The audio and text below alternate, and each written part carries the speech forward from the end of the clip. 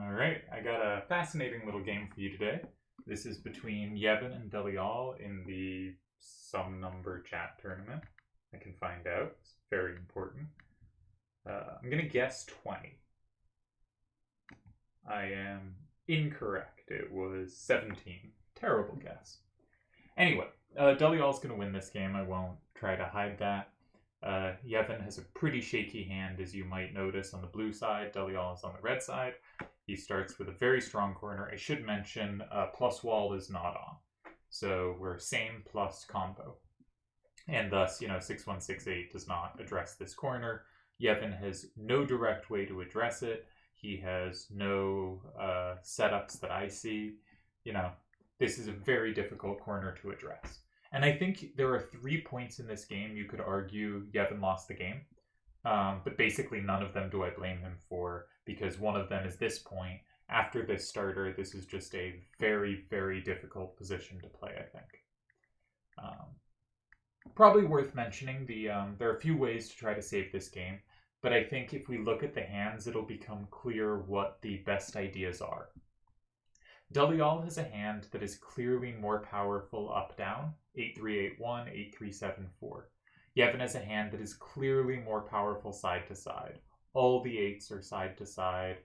Cards like 3-8-1-8 are obviously side-to-side cards, but even the cards that have relatively high up-down value, like 6-1-6-8, arguably is just better going to the left than it is combined power up and down. So I think one path to tie is to go in 6, right?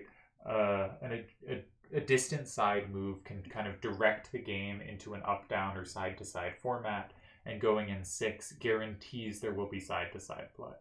So perhaps a move like this is a way to do so. I'm not actually sure if this one works. The AI says this is a move that ties, right? We have a kind of simple plan to recapture with 6-1-6-8 or 3-4-7-8. We're not locked into one specific card, and we make sure the game's a bit side-to-side. Now, maybe we want to hold on to that card, because that card obviously plays well in a side-to-side game, but that seems one path. Another path is to look at the weaknesses in Delial's hand and notice it is a serious left problem. And so all the ties in this position are either in 6 or in 1 or 4. Moves in 1 and 4, even if they don't accomplish much themselves. Some moves in 1 create a threat in 4, but many don't. And obviously, a move like this, which creates a serious threat in 4, is an absolute disaster, because they just take you and they've made another card safe. But there are some ideas in 1 and 4 that tie. Yevon goes in 2. I think another argument would be this is the moment Yevon loses the game, because this move to me makes the game up-down, which Deli's hand is better equipped for, and Deli has many winning moves against this. The move Deli plays actually doesn't win by force, but it's really interesting, and it's going to get us to our critical position here. Deli makes an incredibly logical move. He notices no plus wall is on, so if I take from 5, the card in 2 is safe to 1 and 3, and I can do it while setting up 5, 6, 7, 4 to have both 4 and 8. My card in 2 is safe. They don't have either 4 or... they don't either have 2... No, 4. I can't do numbers today. They don't have either 4 or 8. I have both. How can this not be crushing, right? Deli goes for the most dynamic, I have the most combo square moves. But here Yevon spots something very clever.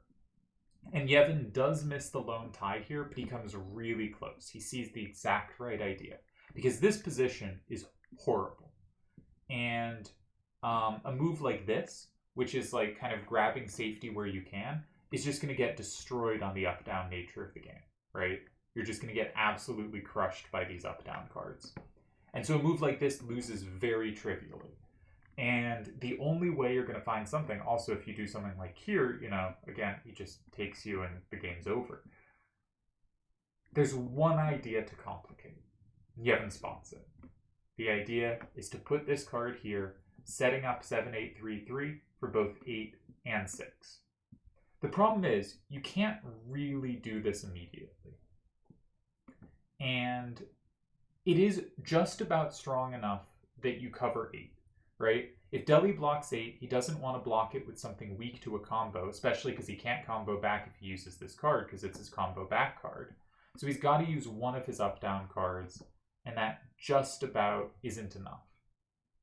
Specifically because now that Yevon is a combo, Deli has nothing safe to put in 4, and Yevon can very sneakily make a move like this, where Deli can't go here without walking into a huge combo and losing. This is actually a win for Yevon. However, Deli can just block a square like 1. I think maybe this works. Yeah. And Yevon just doesn't have the squares, right? If Yevon occupies 4, he's not doing anything there. And Deli can make sure the... Oh, we have to do this right. I guess Deli probably starts here. This looks like the key idea. And if Yevon gets his combo, there's a combo back. So this move immediately doesn't work, but it is tricky. I think Deli could also start here, maybe.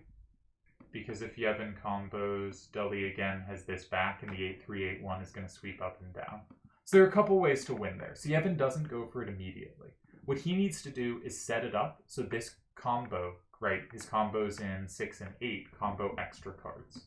So he starts very sneakily with here, with the idea, if you place a move that takes me, I can now set up in 9, and now you can't avoid a really significant combo, right? And so there's just this huge threat to set up this trap in 9. And this is the position I want to consider critical here. Now, technically, there was a save here, and Yevon missed it. So this is the third point we could say is the moment when the game was lost for Yevon. The first being just card select was terrible for him, and he was almost certainly going to lose based on his awful hand and Deli's really good one. The second point was he did make a losing second move that put him in a very dangerous position. And this is the third point, a move that is, in fact, a losing move. But I think I would say it was an earlier event that lost this game. And this is actually, I think, a really interesting defense, because he's so ready to meet 1 in 9. And what I really want to focus on this video is Deli finds a really obscure looking move and a winning move that I think would be incredibly easy to not just miss, but not remotely consider. And I want to kind of talk about how you'd get there. And I asked Deli after the game how he got there, and it was this train of thought, though I'm going to, of course, phrase it differently than he would. What's the threat? The threat is 3, 4, 7, 8, and 9. That's the problem. So we need to do something that mitigates that threat. And this is often how moves in obscure squares are found, right? It's not because you start looking at a weird square here. You don't like start looking at 3 or start looking at 6, right? Obviously you look at 1 first, maybe you check 8 next, maybe you check 9 after that, right? You don't start with, say, 3 and 6. And the way you find moves there is not to start looking there, right? It is just going to be much better almost all of the time to start looking in the normal squares, right? Looking in the weird squares is not something you get to immediately. But when you start calculating the normal squares, you can start to see cues that the weird squares might matter. Specifically, that was cues as in C-U-E-S, not as in the formation cue. Specifically, if I go in 1, the problem is he has this big setup in 9. So I need to make sure that setup in 9 doesn't hit as hard. And now there are 3 squares that can potentially do that. I could block 8. If I block 8 and he goes 9, he sets up in 6, but because it's only 1 threat at a time, maybe I have a chance to deal with it. But do I have any card I really want to put in 8? You know, maybe at this point we're okay getting this out of our hand, but a move like this actually just loses to this. Because we don't have anything we can block this square with that doesn't walk into combos, right? And they are still threatening that combo in 6, which hits 5, which hits 2, which is game over. So we start looking at 8, and 8 just isn't doing it because they still have that threat in 9, right? It's not just, 8 means that their move in 9 can't set up a double threat, it must work. We look at 8 and we see it doesn't really counter that threat at all. So we could go in 9 ourselves. But we really have no setup to do in 9, right? We're kind of just giving them squares if we go in 9. They have an option between going in 1 or going in 8 immediately. And you know, if we do something with an 8 up, they're probably just going to take it from 8. Let's be precise, though.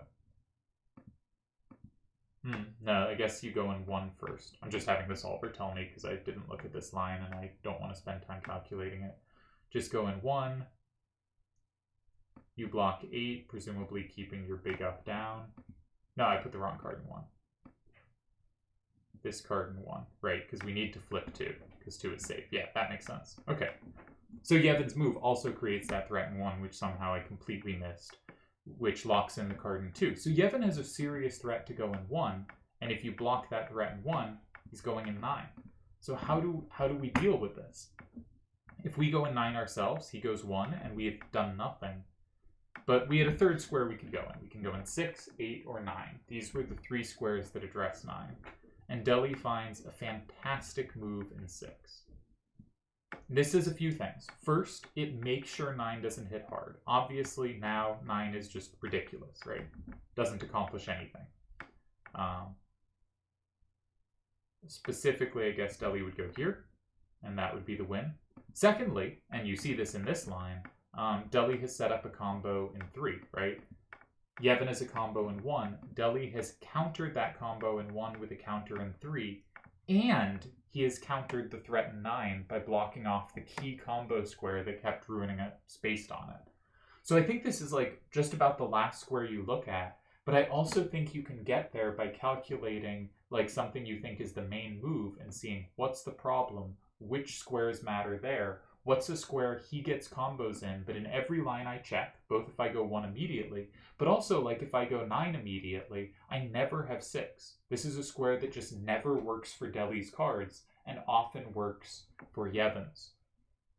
And so I think this is the way to get to creative obscure moves.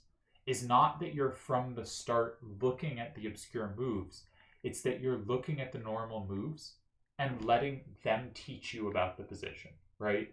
You're going, I know I want to go in 1 here. And you start looking at 1 and you see a problem. And you start to see what are the reasons for that problem? What are the squares they have in the lines I'm figuring out that I never have? And that square is 6. And Delial finds a just brilliant move in 6, setting up this plus in 3, which is required, otherwise this wouldn't work. Totally denying 9. There's now no play in 9. And just kind of winning the game on the spot. Yevon, I believe, goes in 3. And now Delial is free to go in 1 and just win. So I'm not sure which card he put in 1, but it doesn't matter. He's up 6-4 and Yevon has no captures. So just fantastic move in 6. I do want to say there is another winning move here, and if you want to pause and figure it out, you can. But the other move relies on the exact same idea. It is in fact 8-3-8-1 here with the point that we can allow 9 because we again block 6 and set up a counter combo in 3 such that if they take the combo in 8, we flip everything back. Or enough back to win 6-4. So there was a second way to win it, but it relied on the same idea. You still have to spot this idea in 6, and Delial really found a beautiful way to play it. So I think this is just brilliant play from Delial, and really showing how you can find more creative moves in your play. And it's not by starting with, I need to be, let's look at 6 here, right? Because 6 is usually just a very bad move. It is instead going, I want to go in 1, but I see a problem. And that problem teaches me. I'm learning. That problem shows me that 6 is a square my opponent has play, and I never do. And then you can start looking at ways to block 6 and suddenly find creative and strong ideas.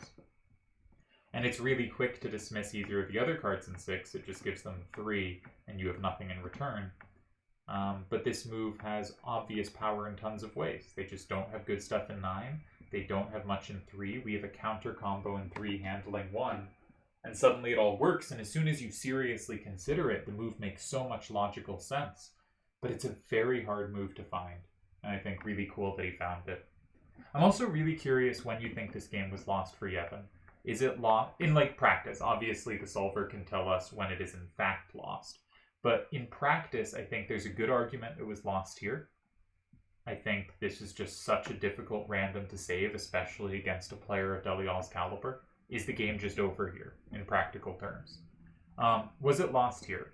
You know, maybe it's feasible to find a move in 6 or to find a move in 1 or 4. I'm not sure which exact card would go there.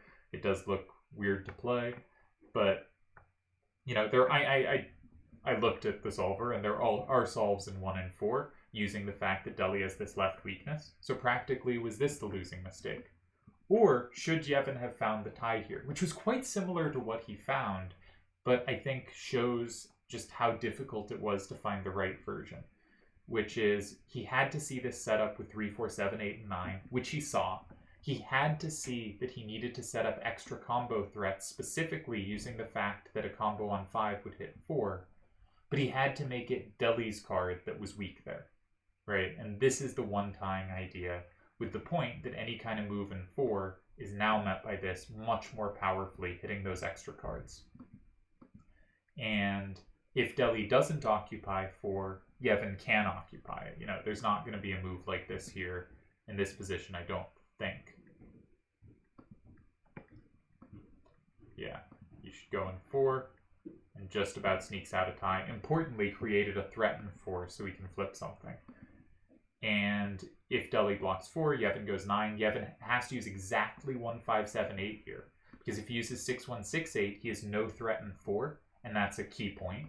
If he uses 3, 4, 7, 8, he can't also then later play 3, 4, 7, 8, and 9. If he uses 7, 8, 3, 3, then he loses his setup, the card that he would set up by going in 9. So it has to be exactly this. Of all 24 moves in the position, this is the only tie. I think very hard to find, and Yevon came really close to getting there. So actually, like, despite him losing this game and there being arguably 3 different points he lost it, one of which was obviously not his fault, because one of which was the randoms. But I actually think Yevon played really well here, and Deli had a great hand and found a really fantastic move. So let's just put the game in one more time so we can see it in all its beauty. Boom. And we'll stop here, and cheers. Hope you enjoyed this, I thought, really creative and interesting game.